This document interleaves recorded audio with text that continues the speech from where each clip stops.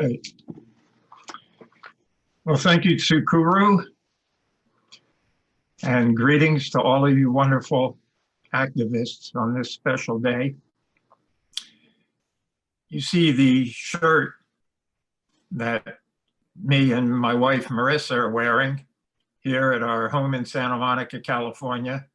This was given to us by our old friends that used to head up the nuclear free zone registry in the early 80s, Brian and Jean Mocha.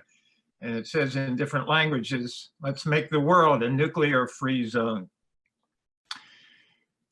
I would like to share some personal story about why the anti-nuclear movement is so close to me and how I got involved. And I appreciated all the detailed information that we need to comprehend and work on, and the links we need to make about the dangers of nuclear power and nuclear weapons and the connections between the two. We need to oppose both. When I was a child, I had epileptic seizures in my home in Philadelphia. And I used to have tremendously bad seizures all day and all night. And at night, I'd hear these nightmares. And what I'd hear are the air raid sirens that they used to put on at noon every day in school and tell us to duck under the desks to guard against any nuclear attack, as if that would save anybody. And I remember it to this day, how horrible that was for me. Anyhow, I had a rough life. I was a high school dropout. I ended up after foster homes and youth detention homes, prisons.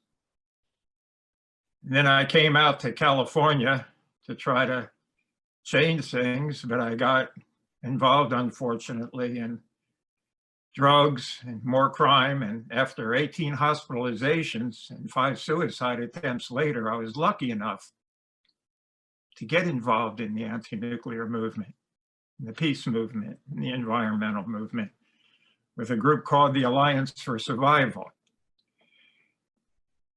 And it's one of the best things that happened to me. I've been an activist for many, many years. My beautiful wife, Marissa, and I were married at a public peace rally wedding on the anniversary of the world's largest ever anti-nuclear demonstration. It took place on June 12th, 1982 in Central Park, New York. I was honored to be one of the 1 million people that was there protesting against nuclear weapons. And when I met Marissa, when I came back to Santa Monica, we decided to get married on the first anniversary of that day on June 12th. And the theme of our wedding was linking personal commitment and love with global commitment and peace. And that's our wedding ring, the peace and love symbol. In 1986, I was honored to be a participant and one of the helpers on the 1,000-person Great Peace March for Global Nuclear Disarmament that marched for 8.5 months from Los Angeles to Washington, D.C. for global nuclear disarmament. And to this day, I can't help but think it was one of the most organized and disorganized, heartfelt, consciousness-raising events that ever took place. We had 50 children under the age of 15, and we had over 50 people over the age of 60. The oldest was a 79-year-old Rhodes Scholar named Franklin Folsom that marched all the way across country with a cane. A few people died on the march, a few babies were born. We have annual reunions. We carried the Hiroshima peace flame and kept it lit the entire way. And I was honored when I flew back home from Washington, D.C. to bring the Hiroshima peace flame to the Buddhist temple where it is here in Los Angeles. And I'll always remember when we were at Kent State University in Ohio, and we were given a tour of the tragic graveyard site of the 4 students that were killed by the National Guard there, the Hillel students. We lit some candles there from the Hiroshima Peace Flame to make that connection. And I'll always remember on August 6th, we were in then President Ronald Reagan's hometown of Dixon, Illinois, and 1,000 people did a symbolic dying there. But I was surprised that most of the residents there agreed with us and thought that our cause was a good cause. And if I learned anything on that march cross country, it was that most people do. We're hearing false information.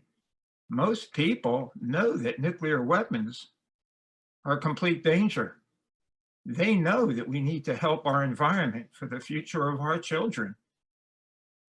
And so I hope that can give us some hope and understanding, and the impetus to make sure we do everything we can to not fight so much amongst ourselves, to somehow come together, because we have a responsibility to be diverse, to work together, the older people like us and the younger people. It's not us versus them. It's the best ideas, the new ideas of the younger generation, and the ones that are working still that some of the older generation might have thought of. So we have to be smart, we have to be unified, we have to maintain our diligence, and I'm sure we will. And we have to agree to disagree, but we have to make sure we do less fighting with each other, more organizing and building coalitions. So as far as the Save Chain Reaction Group, I just want to close by saying,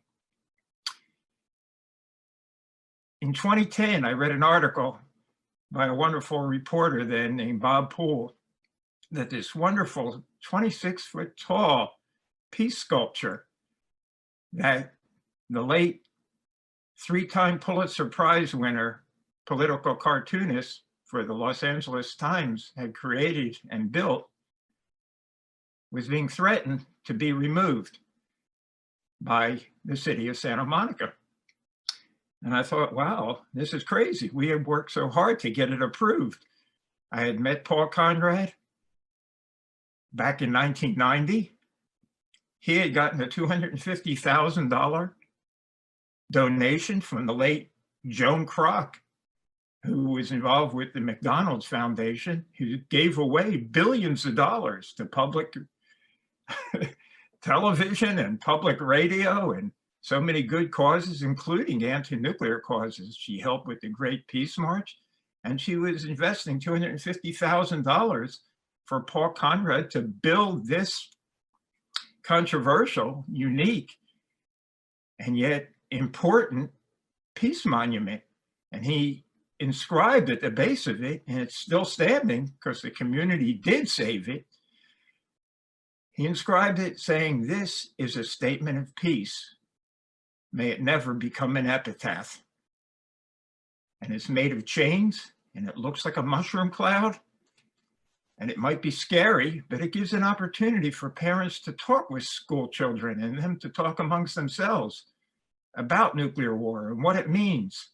It's a wonderful educational and creative artistic piece.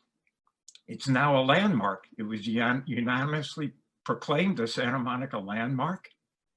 The community came together, famous artists, famous actors. Norman Lear donated $25,000. Veterans for Peace donated $1,000. Other people donated money. And we raised over $100,000. And the city saw the commitment of the people and the dedication. And the city manager then at the time said, "We will do everything to save this now, and we will put in any money it costs over and above that." And they created a sustainable garden, peace garden, around the base now also. So if you're ever out at the Civic Center in Santa Monica, and you get a chance to come by, we've held many Hiroshima Nagasaki public events there, and I think that's when I first was honored to have met Tsukuru.